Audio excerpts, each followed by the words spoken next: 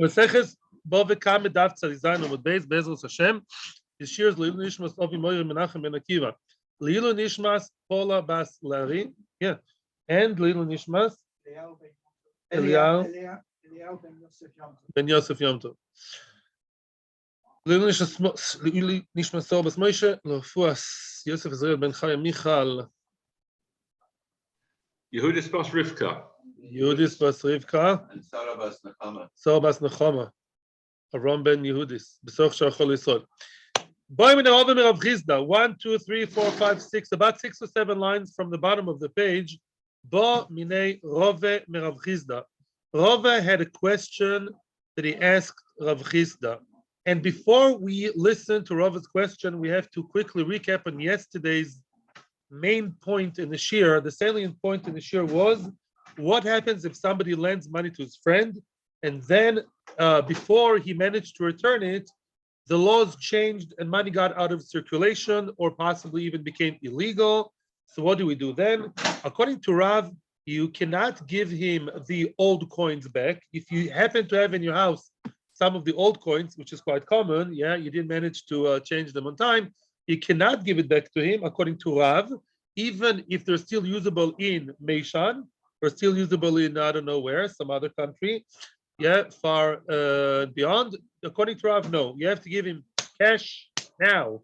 Usable cash, says Rav. Shmuel is being more lenient on the borrower. What did Shmuel say? Shmuel says, yes, he can give him from the old money, providing that that old money is still used in a certain place. And said Rav Nachman, if the lender sometimes actually goes to that place where this money is being used, yeah, he sometimes goes to Hudson Plots, to Meishan, to wherever where this old money is still used, where they still use, I don't know, lira or peseta or all these ancient coins, yeah, if he actually goes there, then he can give him the money. Our question here, interestingly enough, follows Rav. In other words, if halacha would be like Rav, then that would create a new question. A person lent money to his friend ala matbea, expecting to get the same old coin as before. To get the money back, not the old one. To receive good money. Voisifu olov. Now the problem is as follows: the new money now was actually the added to the money. What does it mean the added to the money? So we are very familiar with the idea of fluctuation in the stock market and in money, and everybody knows that every day the value of the money changes because of all kinds of factors. Like I think ruble is worth a little bit less than it was, a few months ago, just a tiny bit less. Yeah. So all kinds of things like wars and this and the weather and the agriculture, they affect. That's very nice. In the olden times, by the way, not by the way. We should know, very importantly, that in the olden days, when they would add to the value of the matbea, they would actually make it bigger. They'd actually add more silver or more copper, whatever, to the coin. So we have to remember there are two factors. Sometimes you'd have certain money, currency worth more, like today. It's worth more because of exterior reasons, yeah, or worth less because of all kinds of things, market changes, and sometimes also, they would actually physically add more metal to the coins. Yeah. And I guess it has to do with each other. Never studied it properly, but Lamaisa, we have both factors. Now the question is, Voisifu Olov Mahu. Let's say that according to Rav, I owe you 100 zuz. Let's get ancient over here. And now the old zuz is not worth anything except where is it worth something? In Prague, in Meishan land, and there Rav says no. Rav is strict with the borrower. Don't start giving him things that he can be used in Meishan. Give him cash now. He needs to buy tomorrow bread in a Marcolis. Yeah, so Mimela, give him money of today. But that's a problem.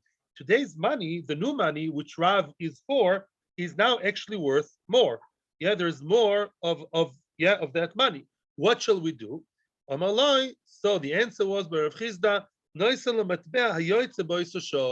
give him the current currency, give him the matbea that in circulation now, even though it's worth more. Even though it's worth more, you still give him the current coin because $100 is $100. Let's forget now about adding the silver. Let's say you owe me $100 and now $100 are worth more. Let's say, like today's market, $100, let's say, are now worth more shkolim. Give me $100. Yeah, it does make a difference. But you should remember that back then they actually added also, in the back of our minds, we should remember, they also added a bit more metal. So he asked him, even if they added the amount of silver or gold like nafia, like a sieve, yeah. In other words, like the, I don't know the size of a sieve, but in other words, they added, yeah, like a napa, like a sieve. That amount of silver was added, still does make a difference. Yes, even if the addition was as big as that. Even if they added like a stone, like the stones, I think tartia stones, it says so in Bava Basra, stones that are used for commercial purposes, I think maybe for weights. Even if they added a significant amount of silver, you still give him the same new coins just because they're called 100 zuz. You borrowed 100 zuz, give back 100 zuz. Even though the new 100 zuz, which the government now recognizes, they're considered the same 100 zuz, but they're worth more. Yes, even if they're worth more and are bigger, you still give him the same 100 zuz, 100 zuz. Frag the Gemara, excuse me, Bakazailin Peri. Lamaisa, now the fruit is cheaper. What does it mean? Fruit is cheaper. Forget now about the size of the coin. Now you can buy more fruit for the same $100, right? If the dollar is stronger, I can buy more shekels, or I can buy more fruit. I can go to, I don't know, Walmart, sell fruit in Walmart, yeah? You can go to pomegranate, yeah? And I can buy fancy fruit in pomegranate, yeah? Yeah, from my son and daughter-in-law, they were there. So my granddaughter is American.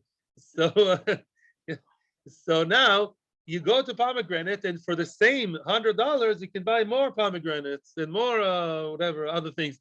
So lemaisa, and therefore what? So what? What's the problem here? Nobody's telling me. Ribbis. Yeah, ribbit. It's ribbis. Why? Because lemaisa, the new $100 are actually worth even without the additional metal, even like in today's world. Maybe to give him back $100 is ribbis because the new $100 are worth actually more. I can buy more with that. How can you ignore ribbis? Ravashi says Ravashi depends. Says Ravashi, I hear you, but Chazinan, let's see. Chazinan, let's excuse me, let's inspect it.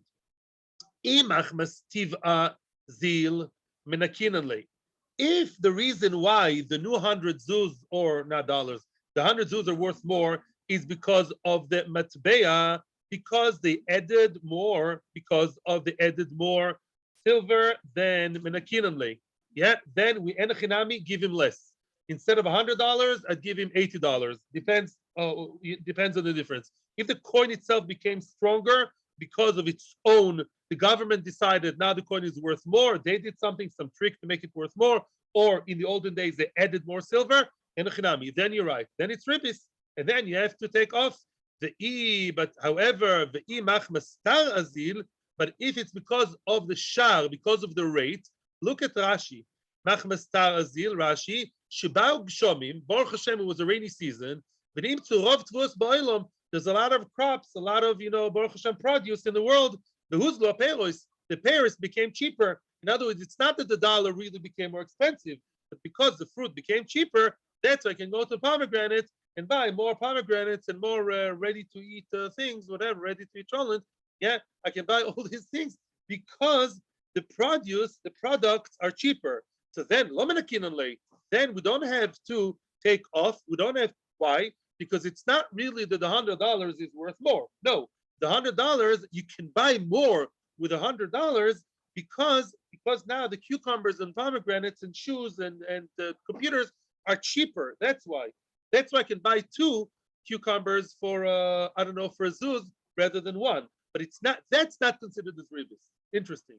In other words, if the money was not added value in an artificial way, happens to be by all kinds of side things, like the produce is now cheaper, so I can buy more, the dollar only maintained its strength. It didn't really become more expensive. And therefore, that's not called ribbis. And then you don't have to menakeh. You don't have to deduct from him. You don't have to give him less you still give him $100, 100 zuz is the same as before, because the factor is an exterior factor, it's not in the money. Frag the Gemara, the Akashovach le'inyan nascha. Frag the Gemara, at the end of the day, that's all very nice. But even if we are talking here, and that's the tricky part, Shovach le'inyan nascha, these coins actually were physically, as I told you before, bigger. When the government sees, I don't know, the cucumbers become cheaper, they decide to add gold. But Lamaisa, they add more metal. So even if you tell me that it does make a difference, who cares that there is more metal? Lamaisa, the reason why I can buy 4 or 5 cucumbers instead of 1 or 2 is because of this side thing. But L'inyan nascha means raw metal. If I, says Rashi, in Bale Haticha, you can see Rashi, if he wants to melt it, he has more silver. If the person wants to actually use the silver coin for the metal itself, he has more material here. He has more stuff. It's all very nice. It's really being giving you some lesson in finances over here. But really, it's not worth more. Mitzad the 100 zuz, mitzad the government decision, mitzad the mint, mitzad the Bank of America or the Bank of Babylonia.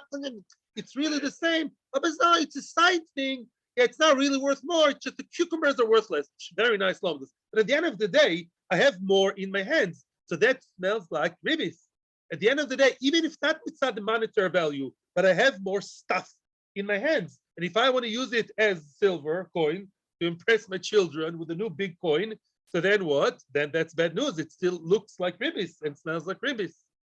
Ella, therefore we change roots. Ella means what? We give up on everything we said before. Yeah. We change now to a new track. You're right. And Rav Papa and Ravuna Bered of Yeshua, Avdi Uvda Bezuzi the Agradamistaya. They once had such a case. Rav Papa and Ravuna Bered of Yeshua once had such a case. Practically, they had a case which they had to deal with of our nature, of somebody who borrowed money. Then the money became bigger, better, more worthy, higher value. So they had to deal with it. You know what they did? They took it to Agardemis. Agardemis doesn't sound Arab, but he was an Arab, yeah. There was Agardemis was a money changer, a banker, an Arab banker, yeah. And they really measured the old coins versus the new coins, and they came to the conclusion ad asaro betiminia. If the old debt was 10 something, 10 euros, yeah, not euro, 10 zuzim. Now the new zuzim, you only have to give him 8, which means whatever the case may be, whatever the fluctuation market may be, if Lamaisa, the new money is bigger physically, there is more. So I assume that was a standard thing. The difference between the old coins and new coins would be a difference of 8 instead of 10. He owed him 10 old coins. Now he has to give him only 8 new coins because that would make up for the difference in the size. I don't understand because the whole depends on each government, each place. Maybe back then the government would always add, I don't know, 20%. I don't know that works out. Yeah, the new coin would be a difference between 8 and 10. I assume that was a standard over there. And for that, they had to go to the special professional, to Mr. Agardemis, the Arab, and he showed them that. Yes. In the Havamina, we thought that if the reason the money is worth more is because of outside changes in the market, because there's more food, let's say, then he still pays him 10 instead of 10. He pays him 10 for 10, even though the coin is bigger. But because the size of the coin is not a real difference, we said, Mimela, you borrow 10, you have to give him back 10, even though they're worth more. Because really the value is because of outside things. The government added more metal, patli. That doesn't really make a difference. It's like today we would say a new star looks nicer. You're not a 5 years old. You don't care about the looks of the star. You care about the value. Then the Gemara changed courses, saying no. If really there is more metal, so even if that change of size is not the real difference, but Lamaisa it's a difference. Lamaisa he got more material to his hands. He borrowed a coin that big, and he gets back a coin that big. At the end of the day, he got more, even if it doesn't really reflect the value. Lamaisa he got more. Yeah, that alone is Ribbis, because if you want to use it, it's time to melt it and use it as grutos, as raw metal, that's bad news. Therefore, answers the Gemara, you always, regardless of the reasons and all the finances and everything, if the new coins are bigger, then you should give him less coins in order to balance the difference. So it shouldn't be Ribbis. It's that simple. Yeah? We're all friendly. Yes, parrots. I made later. Omar Rabbe, a whole new thing. Mazel Tov. We're starting a newish topic, and that topic again has to do with Grama. Grama Garmi. By the way, today we're going to learn, maybe tomorrow, the very, very famous line about Garmi. If somebody burns his friend's check, that's also moving out of fashion, yeah? If somebody burns his friend's star, what happens then? But we'll get there, Mirz Hashem. Omar Rabbe. Fourth line, yeah? Avu Hartman, Tzadiches Amud Aleph, Omar Rabbe. Azorek matbeh shel chavero layam hagadol. Somebody threw his friend's coin to the Yam HaGadol, which may be the Mediterranean or the Atlantic, or actually could be the Pacific or the Indian or the Arctic. I don't think makes a difference. The Northern Sea. Lamaisa, you threw your friend's coin to the sea. Patur. He doesn't have to give him back a coin. No, people, why aren't you going like, oh, yeah, my time. Why is it that you threw your friend's coin to the sea and you can just go scot-free and say, nah. Now, by the way, Potter means what? Osir, and Hashem doesn't really like what he did, yeah, and he may be also posoleidus, in other words, not a nice thing to do, but Beis Din cannot actually force him to, why not? My timer, he threw it to the sea. That's Maisa Beyadayim. Don't let Rav Tachtel brainwash you with this Grama all day long. He threw it into the sea. That's an actual Maisa Beyadayim Yadayim. Look, boom, yeah. My timer, Omar, he says, Amanach Kamach. It's right there in front of you. It's in the sea, but you can go and jump. Go jump in the lake. Go jump in the lake. Manach Kamach, it's right there in front of you. Ibois, if you want, Shakle, if you want, take it. And if you don't, go jump in the lake. Either go jump in the lake or go jump in the lake, either physically or metaphorically. Meaning, yeah, let me continue. In other words, the coin is not lost. It's not down the drain. It is really approachable. It's there in the sea, not too far. You can go dive in and look for it. The Hanimili, that is only true. That's interesting time. It can only be true. But Slulin, if the water is clear, the Kachazile, you can actually see he can see the sea. You can see that it's not a Tel Aviv separate beach, in other words. It's nice, clear sea. You can actually see the coin and follow it, dive through, and then you can say, go get it. Soon you'll see what's the Chiddush. Aval Achurin, if the water is marred, yeah, the water is unclear, muddy, foggy, cloudy, yeah, muddy, cloudy, yeah, the murky is the proper words, murky water. Aval Achurin, the loikachazile, where you cannot see it and therefore it's not approachable, not accessible, loy. Then the guy owes him money. Let me explain with Rashi, also Rashi outside. Yeah, says Rashi as follows. Let's say the guy does not know how to swim. So if the guy knows how to swim, he's a professional diver, he can dive into the sea, that it's not even a chiddush, of course. If I threw it into the sea and you love the sea, you walk around with a snorkel all day long and with your swimsuit, yeah, then avada, the fact it's in the sea is nothing for you. However, this guy is a middle-aged guy that doesn't know how to swim, never learned how to swim, and he has to rent a professional diver called Bar Amoiro, like a Moira of the Gemara, or Bar Amudai. There's an old Hebrew word which existed when I was a child. They don't say it anymore. Amudai is the diver. Don't say it to Israelis because nobody would understand what you're saying, yeah? So Bar Amorai or Bar Amudai is a professional diver. I have to pay the diver to dive in order to take the money. If the money is clear, if the water is clear and the diver can find it, then he doesn't have to pay me back money, meaning the money that I have to pay for the dive, I'm the victim, I'm the misken, and I have to pay a diver to get my money out of the water, that money, he doesn't have to pay me, the aggressor. He doesn't have to pay me that money. Why? Because that's Grama. He threw it into the sea, and now it's in the sea, and it's now, listen to my words, it's less accessible. If it's completely inaccessible, murky water, muddy water, stormy water. Even the diver wouldn't find it. It's in the sea, lost at sea. Then he has to pay me because he made my money inaccessible. But if he took the money and made it less accessible, that now in order for me to get my money, I have to pay money in order to get my money, that he doesn't have to give me because he wasn't really mazik me. He was actually making it less accessible. He created a barrier between me and my money, but that barrier can be opened, can be overcome with the help of other money. Therefore, in such a situation, that's called Grama. That extra money I have to pay in order to retrieve my money is a Gramadika thing. He didn't actually steal that from me. He didn't steal anything. That's similar to a case. Let's say somebody takes someone's money in the bank and he locks it up in a 5 years plan.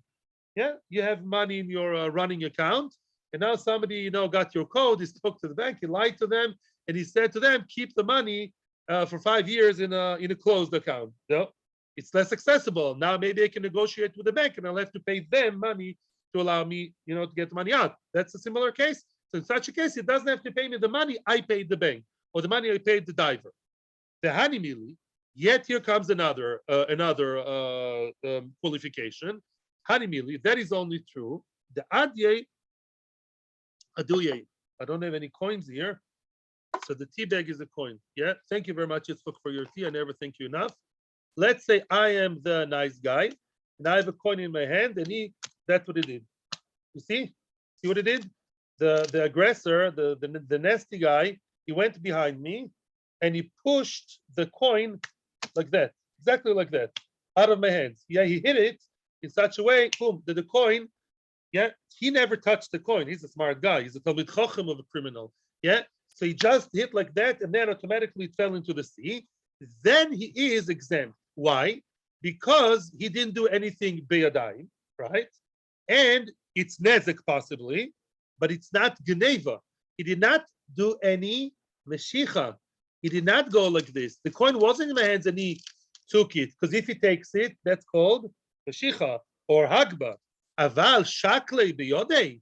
I'm continuing the Gemara. If he took it with his own hands, migzal gazlei, then he actually did an act of gzela.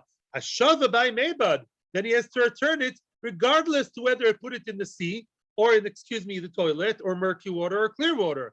If Ilmaisa committed an act of geneva with kinyan geneva, everybody here thinks the halacha is mekel of genavim. Here's one example, my friends, and I want you to be very aware of this now.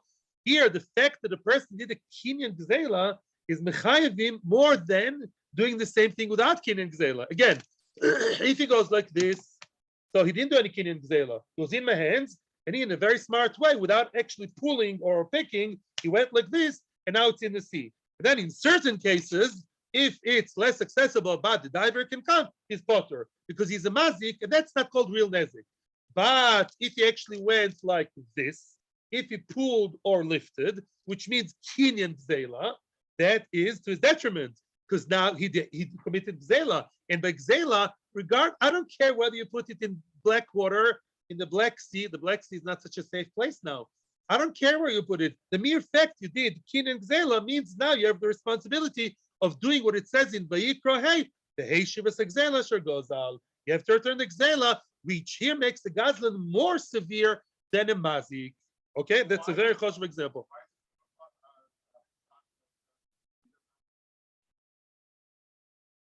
Yes, to mapitom.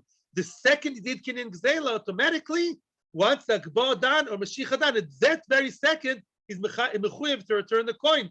The fact that later on he put it in the sea, I don't care. Whether to put it in the sea or in the museum or put it in his head, I don't care where he put it. The exempt fact that he pulled it, he did a kinyan gzela, at that very second, is mechuyev b'ashava. The yeshivas gzela shel gazal.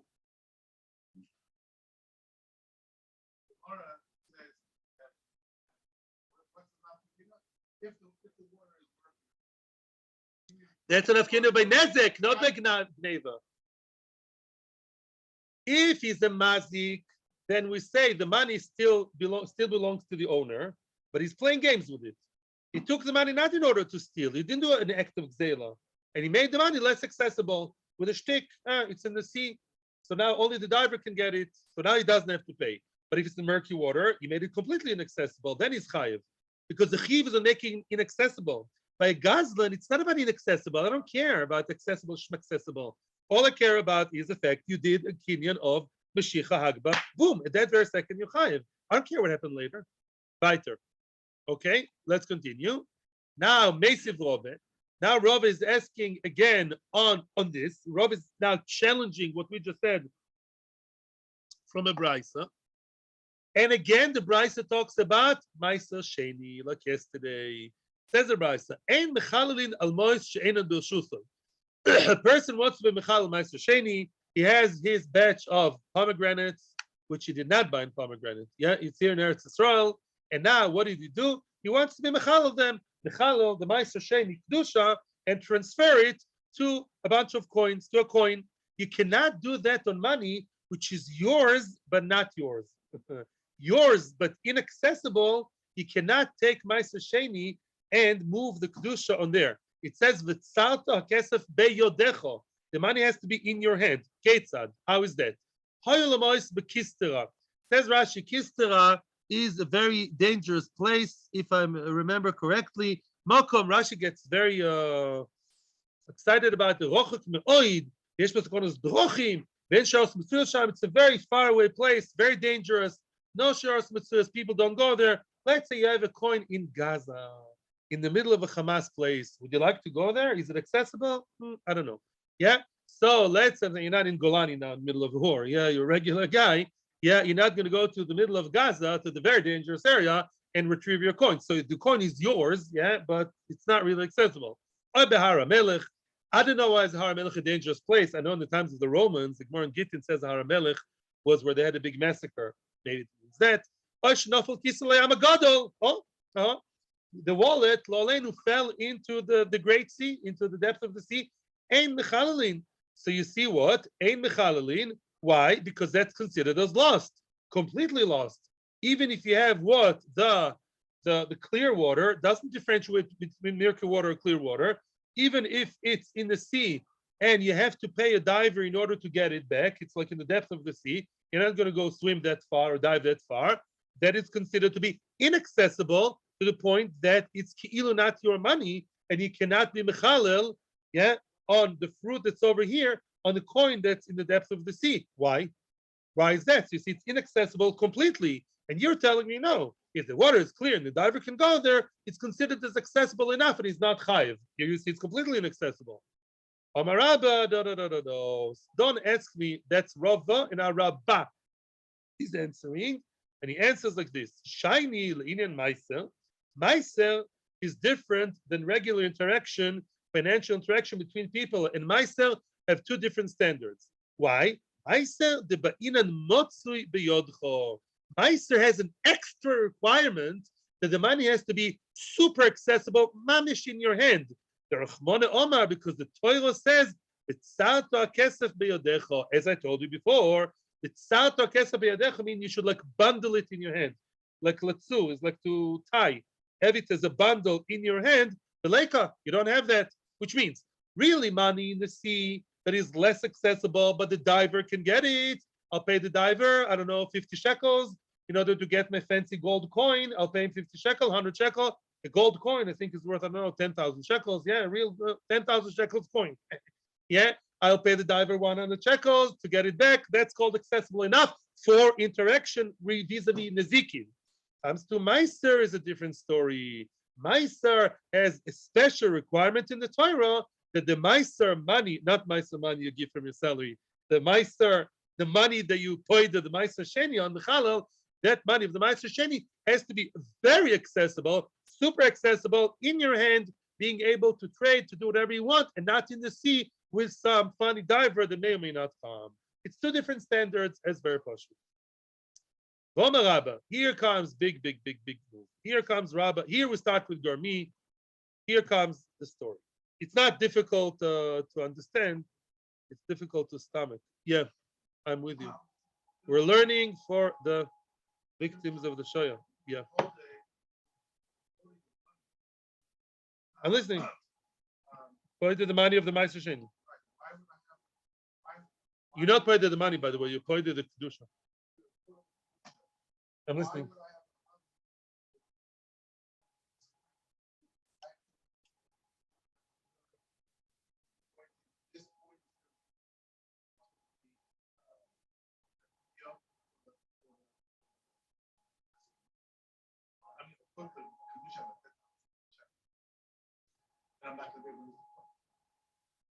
You mean because how can I take it to Yerushalayim?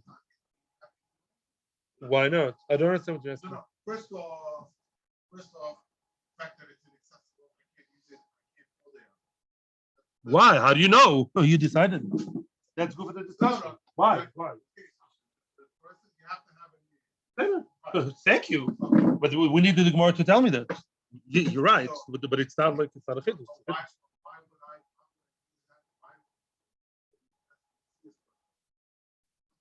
My question was, how will you take it to Yerushalayim? But that's a technical question. Yeah, you'll get the diver eventually, and he'll pull it out for you, and he'll take it to Yerushalayim. That's a technical thing. Weiter. Omar Rabbe. The Omar Rabbe says Rabbe, Hashaf matbea shel chaveroi potur. A person, I would like to say the word defaced, but it's not so simple. A person, shaf, you like planed, but you have to be very careful here with the language. You took your friend's coin and you were like, meshafshef, you changed the form of the coin. Yeah, the coin had the picture of Queen Elizabeth on it. Now there's no Queen Elizabeth. Now you can't recognize her face. But he did not actually take away. He didn't chip away from the coin. He changed the face of the coin. Potul is potul. It was worth a lot of money. Potul. My timer. Daloi ovad veloy midi. Why is that? Because he didn't do anything. Says the Gemara. Oh, I know you're surprised. Vehani mili comes here a very big qualification, a very big limitation. The machye bekurnesa betalshe. If it took a kurnas, we tried that when we wanted to destroy the money of the Meister Sheni. The kurnesa, you took a kurnas, you took a hammer, the talshe, you flattened it. You did not take away one chip, 1 milligram, 1 molecule from the coin. You took the hammer and you actually, boom, you banged on the face of Queen Elizabeth. I'm sorry, I hope it's not Chilul HaKodesh to say such a thing. Yeah, you banged on the face of the queen. Okay. Yeah, it's awesome. I never did such a thing. V'talshe, you trashed it. I'm joking. Talshe doesn't mean you trashed it. You talshe, you made it like a smooth even halacha, says Rashi. You smoothened it. You made it smooth, like you can't see the face anymore. You just made it into plain, flat coin that cannot be recognized, but nothing was taken. Aval, but shaife b'shufina. If you took, I think it's also called a plane. You know the long things that you rub against the metal or against wood to plane. If you planed it from the side and you started chipping, chisuri chasrei, then because you're machsir, you actually took away a piece. You took away something physical. Only then you're chayav. Wow. Rabba has a whole new definition of nezikin. Rabba wants to say, and Rabba believes that's to do with the Grama. Rabba says that even if you did a ma'aseh beyadayim, but if you did not take away anything, you only deformed it, reformed it, reformed Judaism. You changed the thing, the form of the thing, even though that new shape is not worth anything, and you show it to the corner shop in England, and they will not look at it because you can't see Queen Elizabeth in it, that you're not chayiv. Because you did not actually take away any matter from the person, you didn't chip off one iota, one anything, then you are potter from paying. Because the fact they don't respect that kind of money, they don't accept it, that's kilo side thing. It's a huge chiddush, but that's what Rabbi wants to say. Only if you chipped it by rubbing or by obviously cutting, and you're missing something there, it's missing a screw, it's missing a piece, then choser, then you're chayiv to pay. This is Rabbi's new definition. Welcome to Nezek. And if you have questions, so does the Gemara. The Gemara is going to attack Rabbi now from any possible direction, but that's Rabbi's courageous statement as of now. Quick ones. I think that you mind the Rabbi, and then go ahead. I'm listening to every word you say. Now the Gemara is going to challenge Rove. Mesiv Rove, challenging Rabbah. Mesiv Rove, line starts with the word Rove. By the way, we're advancing, we're below the middle of the page, more or less, just about. Mesiv Rove. Rove asks a question on Rabbah. It says about harming, injuring an Eved. We all know that if a master hits his eved in one of the 24 organs in a way that he's either, blind or deaf, v'chule, then it's considered to be, then he goes free. It's nezek, and the eved knaini, he goes free. Hikawel einoi, let's say the master hit his eved on the eye, Basima, and he became blind. The eved lo leinu. Al oznoi, he hit him on his ear, v'chershoy, it made him deaf. Then eved yotze ben l'cheirus, the eved goes free, which means even though we don't see any visible nezek, let's say he how do you say, he hit him with a fist, like a box, we say in Hebrew, on the eye, and inside there's an injury, his retina went flying back, his two retinas, boom, boom, no retina, no vision, or something else happened. Outwardly, he can look very nice with nice eyes, but he's blind, He kal eino yotze l'cherus, the ear, he hit him on the ear, something internal happened, and yet now the eved goes free. Continues the brisa, keneged einoi, if he hit him not on the eye but near the eye, I don't know if it's in the forehead or in the wall next to it, whatever, near the eye, now he's blind. Keneged oznoi veino shomea, near the ear and he cannot hear. I don't know, maybe some kind of shock to the right, yeah. Right. The eardrum goes crazy. And Eved yotze ben l'cheirus. Then the Eved does not go free. It's already indirect. Grama, that's Grama. The Eved was standing like this. He hit him right next to the ear in a crazy way, but he didn't touch the ear. That's a classical Grama, not B'yadayim, is potur. Wait, but the beginning of the brisa doesn't make sense according to you, Rabbah. You, Rabbah, I don't want to say you want to see blood, but you want to see something being chipped off, being taken away. L'ch'oira, the way we see it, nothing was taken away. The Eved seems to be as nice as he was before, as handsome as he was before. His eyes look healthy, right? He just, punched him in the eye. And because something internal happened, it makes a difference.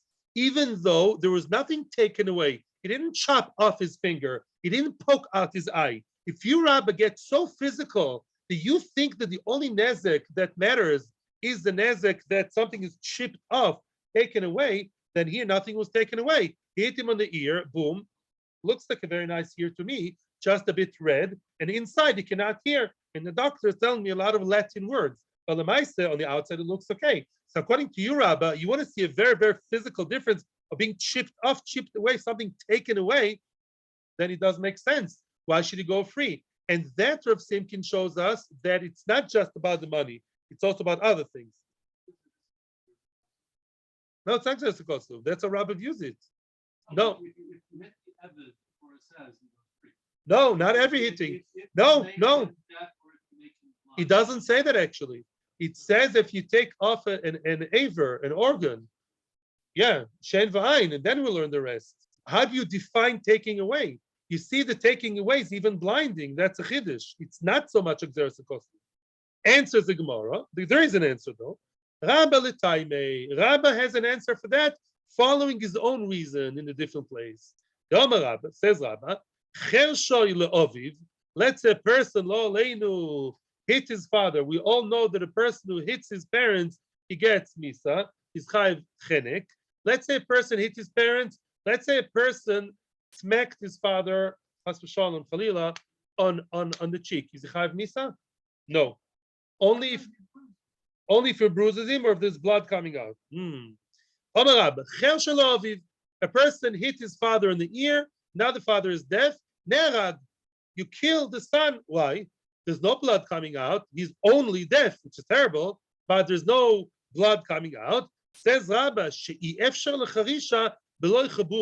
it's impossible to become deaf without some kind of bruise, as you said, parents. The tip to the dama, there is a drop of blood internally that fell, that dropped, that ran down inside the inner ear. There's some kind of internal damage, which is real blood coming out. That's the answer for Rabba, which means Rabba would tell you, you're attacking me, I stand by what I say, both by money and by physical injury. I want to see a real difference of something, not just changing, of something coming off, something coming out, something being chipped. The guy who's deaf, the guy who's blind, internally, something fell, something dropped. The cornea, the retina fell. Retinas can fall. It happened to me almost. Yeah. In other words, these things that something internal fell down. Boom.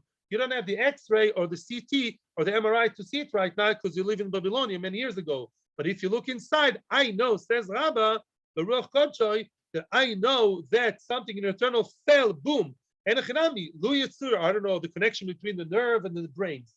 The thing, the nerve. It detached. Because it detached, Mimela, something real happened, boom.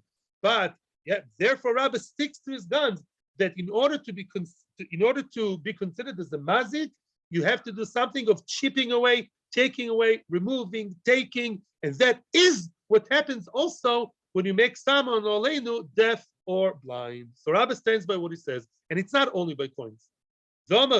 Here comes Rabbi with a different, not different as contradictory, but another idea. The Amar Rabba line starts with the word Rabba. We are getting nearer to the bottom of the page. A person did something visible. He actually cracked open, slit the ear of his friend's cow. The friend has a cow. Now the cow has some kind of slit in the ear. So potu is potu. Why should it be chayiv? What do you care if your cow has split? You should have split hooves. That you should have split. What do you care if it has a nice earring? If it has, why? What is it possible for? What can you not? It's not paraduma. It's black and white, like all the cows in Sora. Why do you have to go that far? Korban. Now the friends come screaming at him. Now you disqualified it from being a korban. It's a mum. I can eat it for supper, but the next barbecue. But it's not good for this. I can't bring it to korban potur. My time. Why is it potur? Paro kedekaima kaima. The par itself is as it was before the loy ovad v'loy midi. He did not do anything significant.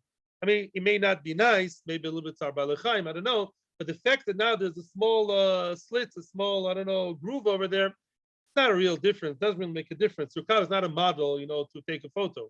Mizbeach. The kulu shvarim lav legabi mizbeach kaimi. All cows are not meant for mizbeach, which means although a person may bring a korban, that's very nice, but that's not the regular use of the animal. In other words, when you have a cow grazing and mooing in your backyard or in your farm, the main idea of the cow or the bull is not for that. Bulls normally are there to plow the field or eventually become your very fancy barbecue. I'm not going into politics, but next week's barbecue. At the end of the day, a cow is not meant primarily for korban. So the fact that disqualified it for a korban, that doesn't mean anything. Again, providing that it wasn't yet a korban. If the animal was already mukdash, I'm not saying the English word, you know what mukdash means, right? If the animal was mukdash already, hareizu chatos, hareizu oilo, then it's terrible. Then he would have to pay. But if the animal is chulin, and maybe one day I'll bring it as a korban, I'll dedicate to the makdish, we'll cross the bridge when we get there. That's a more remote idea, and therefore you don't have to pay for that. To be honest, I don't understand it. I have to be honest with you, and I did not have time to check it yesterday. I have a question now, but I'm listening to your questions first. I'm listening to your question. Meisiv Rove. Now Rove is attacking Rabba from a different direction. Says here, the Mishnah or the Brisa, a person took meichatos. What's meichatos? It's the water that's used for poraduma. It's not water of the poraduma. It's water taken from the Mayan, from the river in Yerushalayim, and they put the thing in it, the afer, the ash of the poraduma. Those meichatos are good. This meichatos should be sprinkled on tmein. So a person is not allowed to do melacha with this water. If you did work with this water, it's disqualified. How can you do work with water in a cup? You can use it as a weight. Let's say you want to weigh, how much something is. Let's say the mechatus over here is, is half a liter, and you want to weigh another quantity of water. So you put one against the other. That's called malacha. That's called using and therefore abusing the mechatus, because you're not supposed to exert. So mechatus should not have any secular work done with it. Ube porous chatos, the pork itself when it was alive, the red heifer when it was alive, we all know you can't do malacha with that. If you work in the field, like the guy in Lakewood, the near Lakewood, the guy has the paraduma, so he made sure, not even a frum guy, he made sure not to work with the cow, so it should be kosher for Beis Hamikdash. Let's say a person did do illegally, he used the mechatas or the paraschatas of his friend, and he caused him terrible financial loss because now his paraduma did work the field or the water worked. Potter midine adam, dechai bedine shamayim. Is potter? It's like, why is it called potter midine adam? Not because of his grama, because it's nezek sheno nikar. The locha who explains the Gemara, the lo minkar hizeka. It sounds like that melacha, the reason why you're potter is because melacha is not nikar. You can't tell this water before working, so to speak, being put on the weight, and before and after look exactly the same. That's called hezek sheno nikar. Invisible hezek is not hezek. The mechloikis in Gittin, we pass and it's not an hezek. Wait, aval tsoyrem sounds like the guy who split and slit his friend's cow's ear. The min karizeka. Mashma, if the hezek is nikar, like you can clearly see that the ear is not the same as a slit. Achinami de mechayev bedine odom. Sounds like you would be chayav bedine odom. What's the question? The question is as follows: you're telling me that if the only nezek has to do with holy matters, with paraduma, with dusha, with korban, that's not called a nezek. Is that so? That's not true. You see that we only spoke about paraduma's water because it's not nikar, or the red cow before and after the work looks exactly the same. That's why it's potter. Mashma, that if there's holy matters which are nikar, if the ear was split and it's visible, even though it's only matters of kochim, you are chayav in the nezek. That's against what your rabbi said. 1 minute. And says the Gemara, Amri, no. They say, no. Hu adin dafilu tzoyrem potu. Says Rabbi, no. This is not exclusive. The case of the paraduma, which has two qualities, invisible and only kedusha, is not coming to exclude the one who split the ear, which is visible, but it's matters of kedusha. Really, all matters of kedusha, you're potter.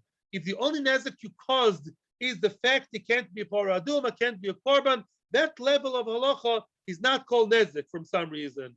So why did we speak about the water, not about the bigger chiddush, the one who split the ear?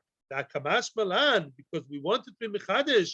Ta'afilu malacha delo min karazeka chay b'din shamayim.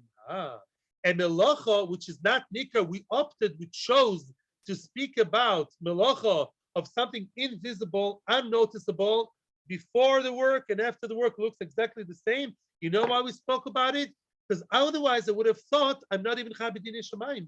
If I didn't do anything physical, maybe even Hashem doesn't care about it. Maybe even Hashem wouldn't punish me, not just Beis Din. The chiddush was that even though it's only kochim, and even though it's only eino nikar, it's not visible, still b'din shamayim, Hashem is seething with anger with the guy who did it.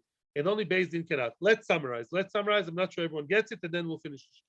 Rabbi comes with a statement, which honestly I don't understand. I'm trying to understand it with the help of you, my good friends. Rabbi wants to make a sweeping statement, regardless of the type of nezek. If the nezek has to do with korbanos, paradum, machatos, you don't have to pay for that. Bichlal.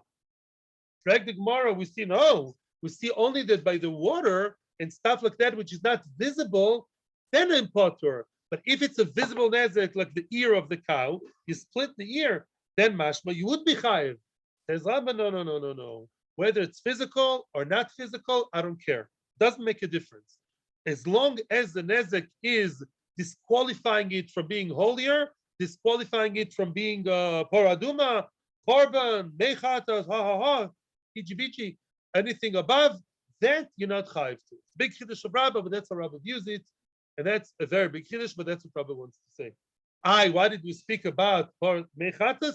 Because I would have thought that it's so light, it's not even b'din shamayim. Rabbi wants to say, in both cases, you chayiv b'din shamayim, and you're not chayiv b'din odom. Baruch has been very patient, and thank you very much. The shiur is over. Thank you, Tizchu Lemitzvos. Have a great Shabbos.